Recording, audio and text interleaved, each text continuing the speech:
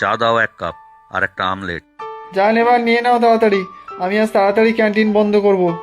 বাবা, এত তাড়া কেন? তা বাকিরা সব কোথায়? বাকি সব মানে? কার কথা বলছো? ওই যে তোমার ভালো জয়া দিদি, আজ আসেনি বুঝি? ইস, তোমারই এই এত চিনি দেওয়া চা এখন কে খাবে?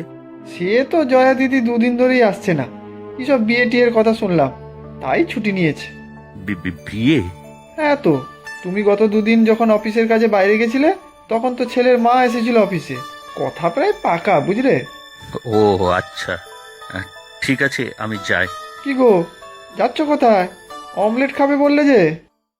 না, আজ থাক, ভালো লাগছে না আমার শরীর।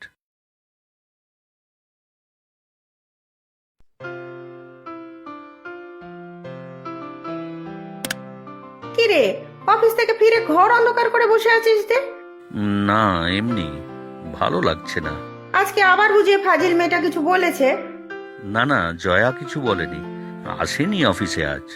বিয়ে নাকি যেন শুনলাম। যাকগে, বাঁচা গেছে।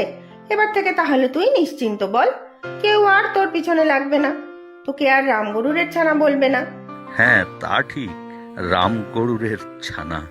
বলবো বলবো, 100 বার বলবো, সারা জীবন বলবো, রাম গরুরের ছানা, হাসতে তাদের মানা। এ কি, তুমি এখানে?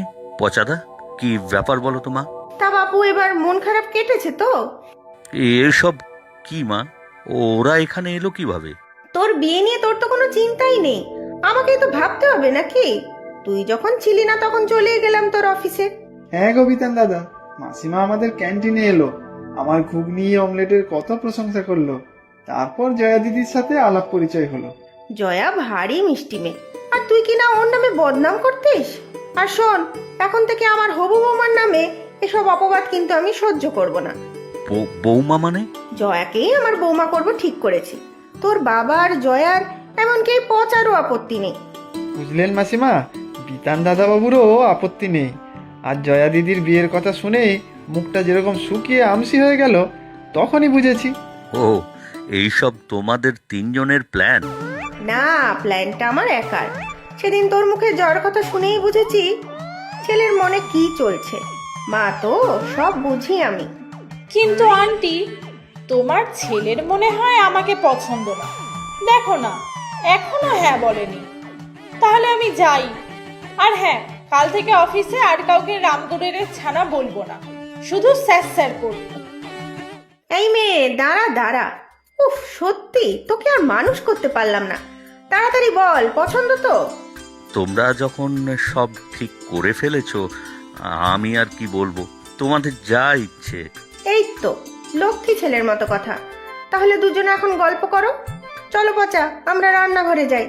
মাসিমার কাছে ঘুগনি বানানো শিখেছি বিতান দাদা, কাল দেখবে সবাইকে দারুণ ঘুগনি খাইয়ে চমকে দেব।